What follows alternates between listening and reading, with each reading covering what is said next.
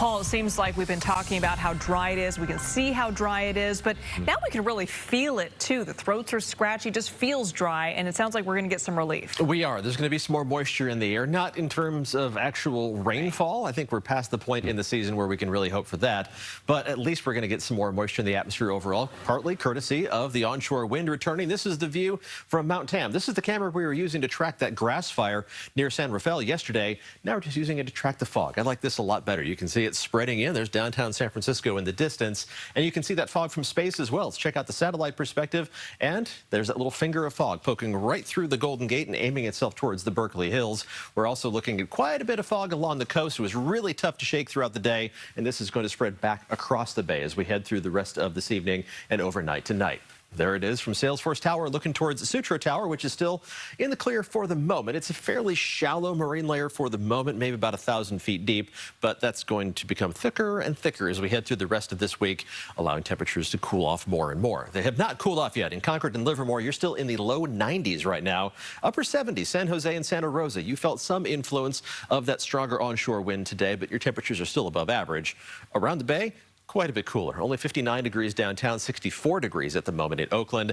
A substantial departure from where we were 24 hours ago. 10 to 15 degrees cooler near the bay. Farther inland, it's anywhere from 5 to 15 degrees cooler. But then the Tri-Valley and farther inland in the East Bay, east of the Diablo Range, temperatures are either identical to or slightly warmer than they were 24 hours ago.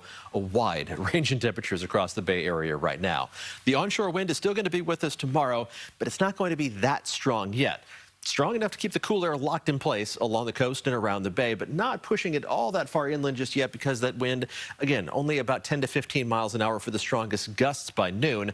That's not a windy day at all by Bay Area standards. And the highest gusts are in the afternoon. Farther inland, maybe 15 to 20 miles an hour. At least it's an onshore wind. That'll help the humidity values a little bit.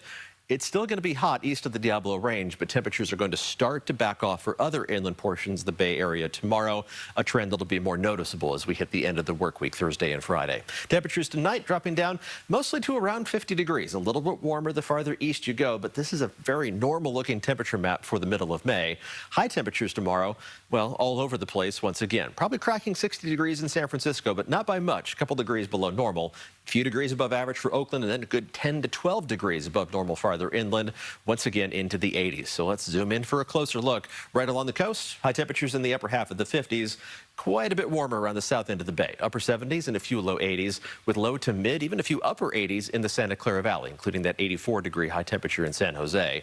The Tri-Valley reaches up mostly to the mid to upper 80s, and still some 90s on the map. Again, you go farther east in Contra Costa and Solano counties, temperatures are going to crack 90 degrees for one more day.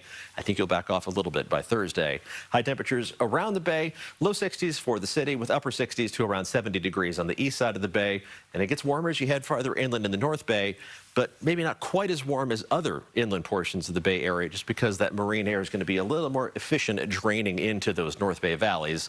Farther north, that marine air doesn't make as much progress. The temperature is well into the 80s, if not up to around 90 degrees. The pollen count isn't going to change a whole lot over the next few days.